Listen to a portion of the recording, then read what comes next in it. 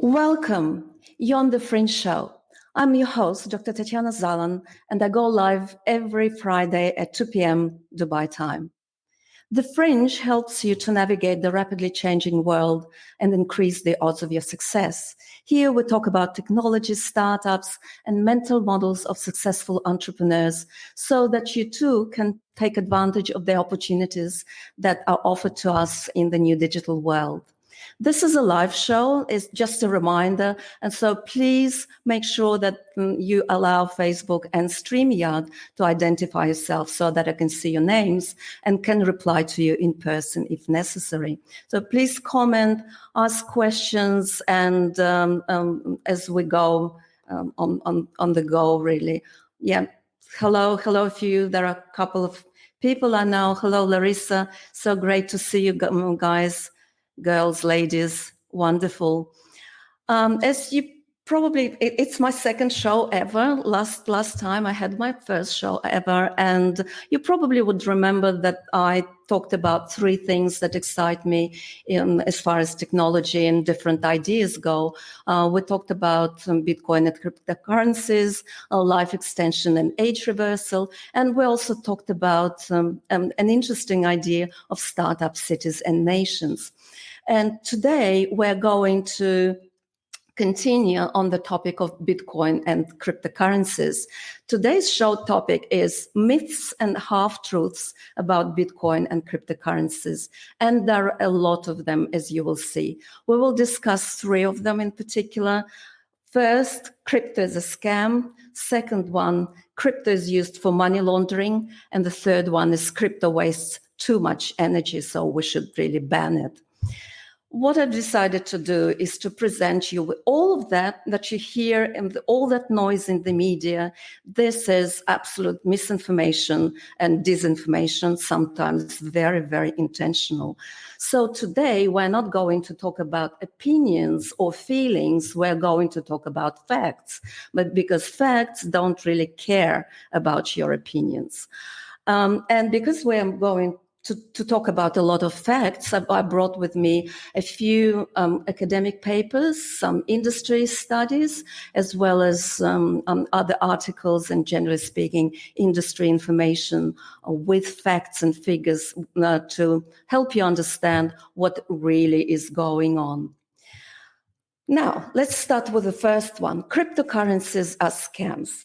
Let me quote a couple of very famous people here, and one of the first is Charlie Munger, who is Berkshire Hathaway, and he's a famous investor, a great investor, one of the greatest of all times. But he described Bitcoin as disgusting and contrary to the interests of civilization.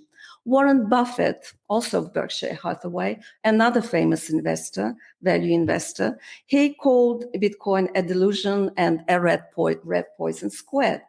Bill Gates, another famous entrepreneur, and said that Bitcoin is a greater fool theory investment and that he would short it if he could.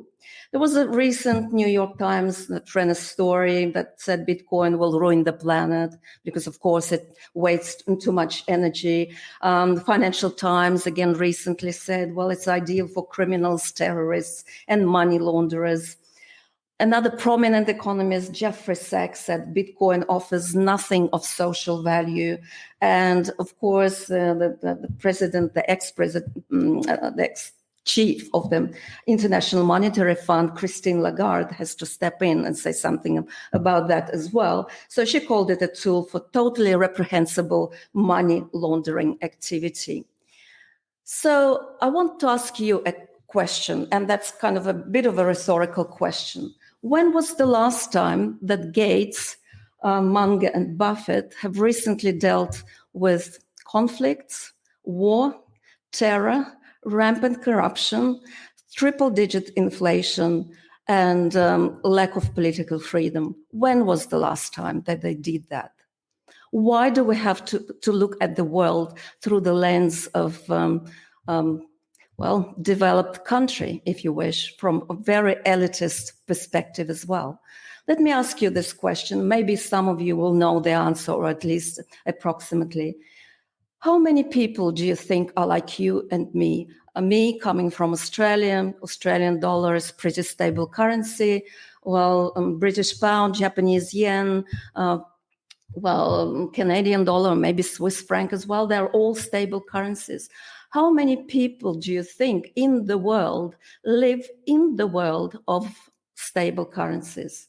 People who are coming from liberal democracy, from this position, then people who have got stable property rights, people who've got free speech, functioning legal system, and kind of not very high inflation. How many people do you think live in the world like that? Well, I don't know, I don't see any answers coming, but it's 13%. So it's a very tiny percentage of the population. The rest of the world, the 87% are born into autocracy, considerably less trustworthy currencies. 4.3 billion people live under authoritarianism, and 1.2 people live under double or triple digit inflation. So I think it's really wrong to look at the world from this developed economy perspective. If you, 13%, correct. If you look at what's happening now, if you're following the media, El Salvador just a few days ago announced that they are passing the bill in the parliament to introduce Bitcoin as legal tender. And it's not just that, it's not just El Salvador, which is not a very big country, but Panama, Paraguay, Brazil, Mexico, and Argentina are now also considering introducing Bitcoin as legal tender. So that's one kind of perspective on all crypto scams and what should we do about it. Well, we should probably look at the world slightly differently and not be disingenuous in that way. The second part of this kind of conversation that cryptocurrencies are scams, well, let's look at any startups. We would tend to talk about cryptocurrencies as currencies, but in fact, they're not really currencies. Most of them are not. Most of them are projects, early startup projects, and they are crypto networks, as I would have called them. If you look at DeFi, the whole decentralized finance space, well, it's really a prototype for a new financial system that we're seeing there. And there are products that they're looking or working on that are not even available to a retail investor. For example, short-term borrowing and lending, it's available for institutional investors, but not really to us, retail investors. Some of the things we can only read in the textbooks, like AMA, so-called automatic market making, only in textbooks, and yet this decentralized finance is now implementing this idea.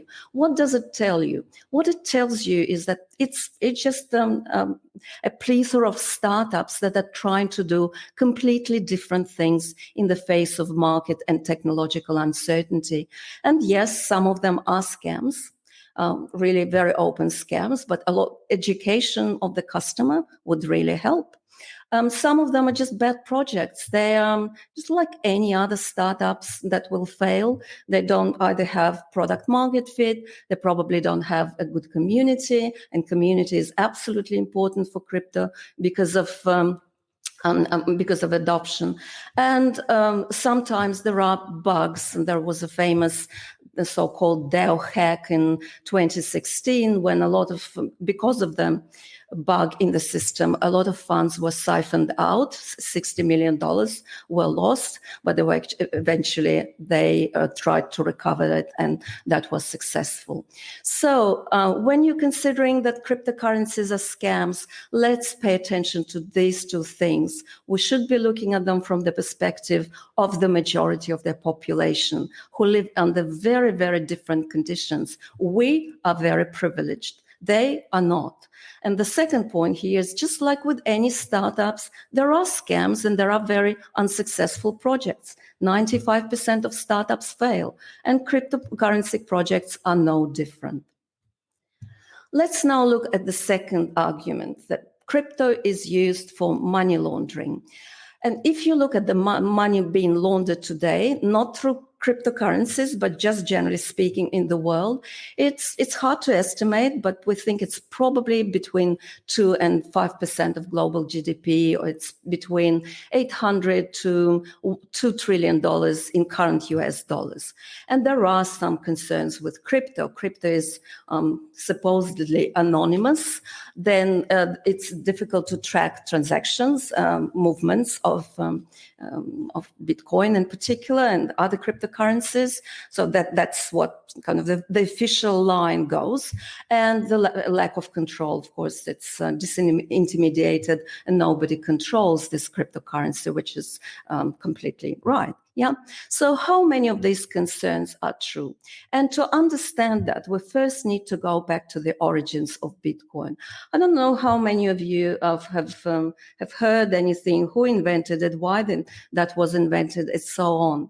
But to say that it was invented somehow by criminals who wanted to launder money is absurd. When the internet started commercially and was commercially available in sort of early to mid 90s, it was clear to a lot of computer scientists and engineers that and entrepreneurs, of course, that we need to have a native medium of exchange, of money exchange on the internet.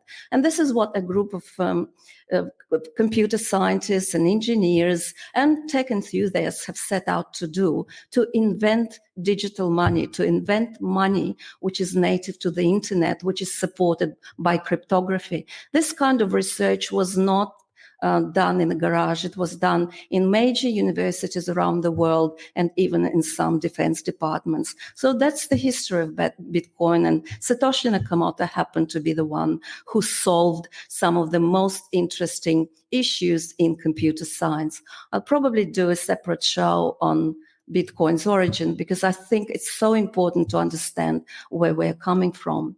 So it was not intended for anything criminal or illicit. That it was used by people in that way, well, it's possible. So let's look at the numbers, how actually it is used, and whether it's anonymous or illicit activities are being carried using Bitcoin. And I'm referring to a Journal of Law and Criminal Justice, so some academic research. They wanted to investigate this issue, how much of the activity with Bitcoin transactions are illicit activities. And this is what they're saying. Firstly, we need to realize that Bitcoin transactions are public. Everybody can see, whoever understands how it works, can see on a public ledger which transactions are happening at what point in time. It's all public in Bitcoin. And while we say that Bitcoin is anonymous, it's a bit of a myth. Bitcoin is not anonymous, it is pseudonymous, and we can actually track the users of Bitcoin using wallet addresses. There has been research done that tried to, look at, say, for example, what's better or worse for illicit transactions, like whether it's using electronic money or bank transfers. And they clearly said that using Bitcoin, if you're a criminal, is absolutely nonsensical thing to do, because the transactions are very obvious to the public at zero cost. And this is how some of the criminals get caught, if they're silly enough to use Bitcoin for these kind of transactions. There was also a very good study which was done by the UK Treasury and the UK Home Office, according to which the riskiness of cryptocurrencies for money laundering and financing terrorism was evaluated as low. There were also a number of studies that explicitly looked at how many transactions are on Bitcoin actually illegal transactions. And they came up with a number of 1%. So only 1% of all transactions that enter Bitcoin, the Bitcoin framework, are illicit transactions. Plus, there are even people and researchers and scientists have come with apps that will allow you to see who is some kind of unusual moments, unusual movements on the Bitcoin blockchain. And there have been much other research as well, lots of other things that have been done, how, whether it's used for money laundering, how exactly you can see and pick up all the unusual transactions, big transactions in particular. So it's probably fair to say that if you want to use Bitcoin for illicit activities, it's really, really bad idea, because it's not going to work. Plus, Bitcoin doesn't have that much market liquidity. You'd better be off with cash or electronic transfers. So that's the evidence. Researchers have done it. They've proven it. They've across many countries and in different universities across the globe. That's the second misconception. Now let's move on to the third myth. And the third myth is also my favorite one: crypto wastes too much energy. And let me just give you a flavor of what people are saying, different people are saying about Bitcoin wasting too much energy. One is Elon Musk and Tesla. At first they decided that they will accept Bitcoin as payment for Tesla cars. Then they came up with the announcement that we're concerned about rapidly increasing use of fossil fuels for Bitcoin mining and transactions, especially coal, which has the worst emissions of any fuel.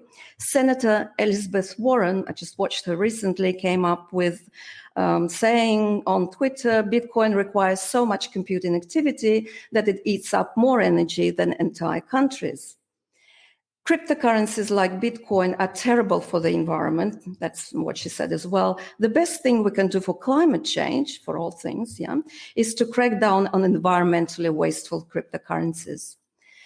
Janet Yellen, and she's the US Treasury Secretary and top economic advisor of President Biden. She described Bitcoin as an extremely inefficient way to conduct transactions, saying the amount of energy consumed in processing those transactions is staggering. No, Mrs. Yellen, that's not how Bitcoin works at all. Transactions don't actually consume much energy at all. But let's look at some real facts on the actual consumption. And there was a study by the Cambridge Center for Alternative Finance. It's a very reputable academic center. And they did look at consumption of energy, and Bitcoin, according to that study, consumes around 110 terawatt hours per year. And that's about 0.5% of global electricity production.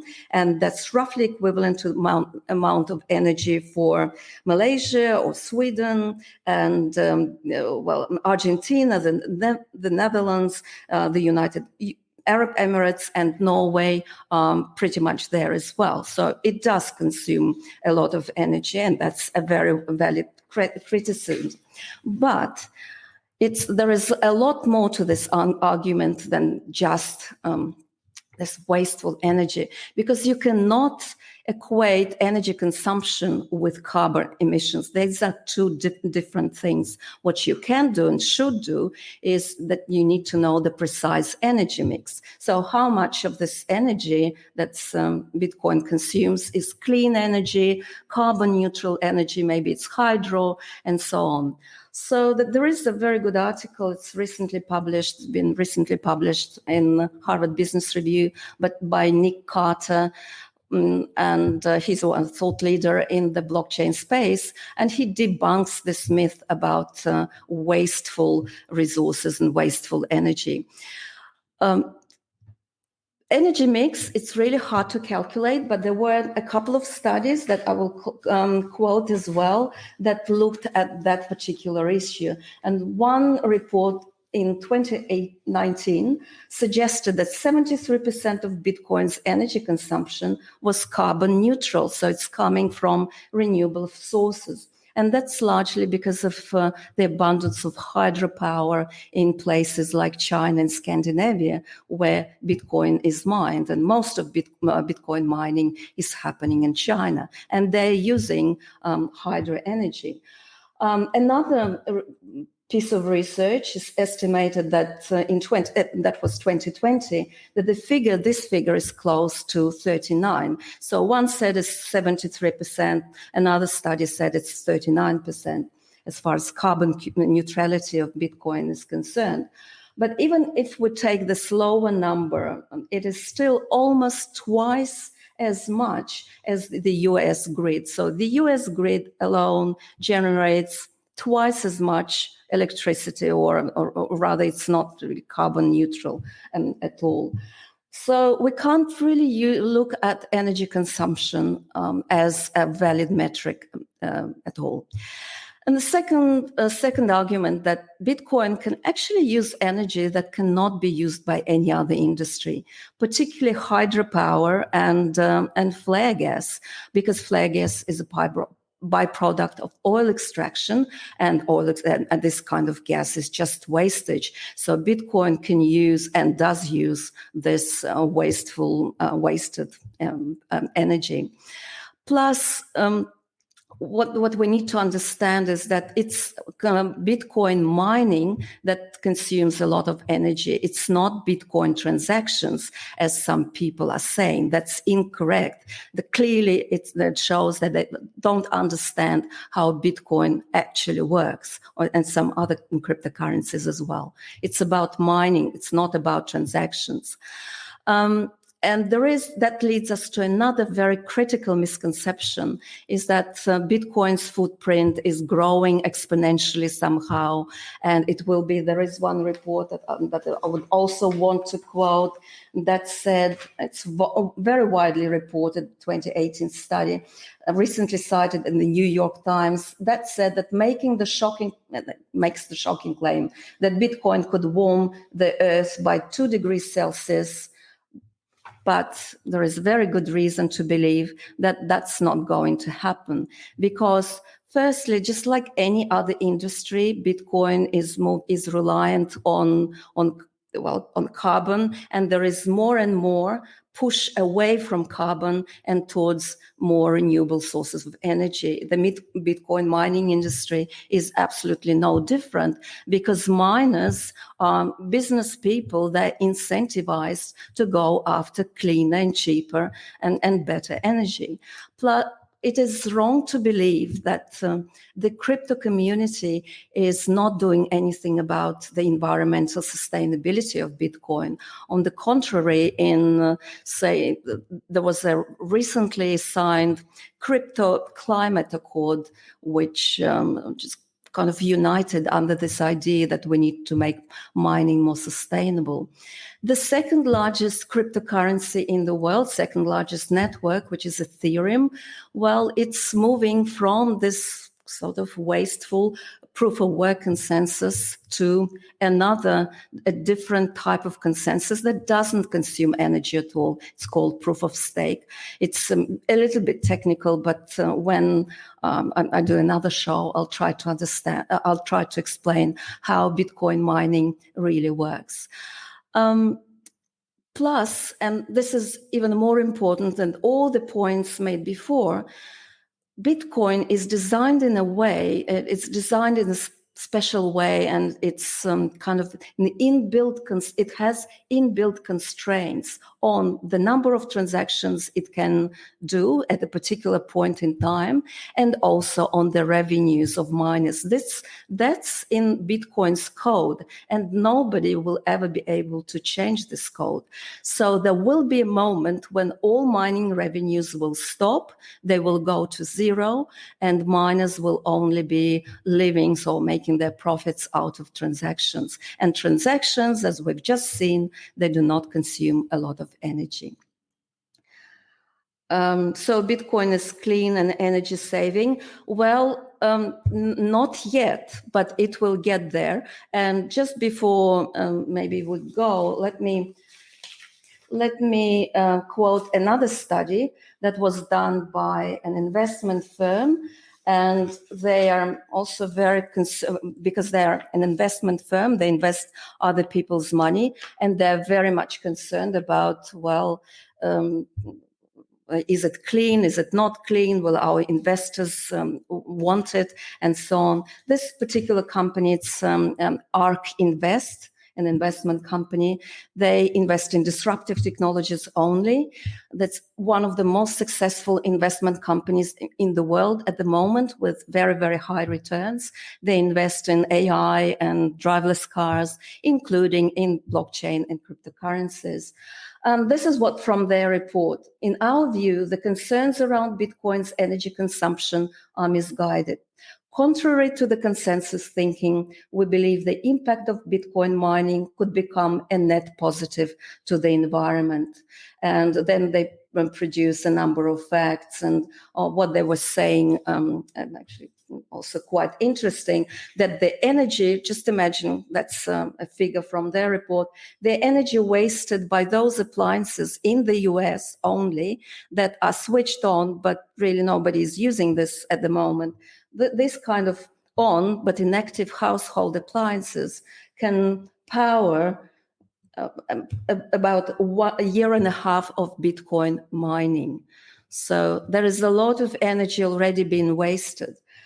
Probably we should be thinking about that as well. But the real issue, yeah, Ian is saying, hi, Tatiana, very interesting. Yeah, yes, and unfortunately, a lot of people refuse to understand it. But the real issue is that, well, is Bitcoin worth it? And what this means, at the heart of this question is, what's the value of Bitcoin and Ether that uses exactly the same algorithm at the moment? What's the value of that to the society, as a financial and monetary system? And ARK Invest has got an answer to that as well. The idea that Bitcoin consumes as much electricity as a country like Norway can sound shocking to many people, true. But consider this. Norway's GDP is around 400 billion. The total economic value that Bitcoin secures, and that's reflected in its total market capitalization, is around 1 trillion. So the real question is, as a society, can we spend whatever we're spending on Bitcoin because it supports a whole new financial system? It's the native currency of the internet. Can we afford, at least for the short term or medium term, until all the mining revenues can run out, can we support Bitcoin? And I think the answer is yes. And this is what El Salvador has said, and they're basically using sustainable energy. They're starting a plant using volcano energy, believe it or not. So I think we need to be a lot more nuanced when we come to all these misconceptions. So in the end, I hope I triggered your interest, and people have commented that they do find it very interesting. We have debunked these 3 myths. The first myth is crypto is a scam. No, it's not. It's a breakthrough in computer science, and people should better, or would rather, get their heads around that. Apparently, they don't want to. The mainstream media don't understand that. We need to educate them. Crypto is used for money laundering. No, it's the worst thing that you can use for money laundering because you can be traced. Crypto wastes a lot of energy. Well, it does, but as we've seen the facts are that a lot of it is carbon neutral. And as we go along, then most of this energy will also be very much sustainable and renewable energy. And also trying to understand how Bitcoin works will get us some insights into that. Yes, transactions, that they really don't take a lot of energy. It's the mining that does, and mining will eventually become clean. I'm pretty sure about that. So thank you for joining. I hope you've enjoyed it. I'm really looking here at some of the questions and comments. Do you have more before we conclude? I think you're probably quite excited that Bitcoin is not as bad as might seem. It's all a question of education and looking into the real facts, real data, and stop paying attention to all that noise that we see in the media. Okay, thank you for joining, guys. I shall see you on the Fringe Show next Friday at 2 p.m. Dubai time. Let me say a little bit of music. We all want that, I guess.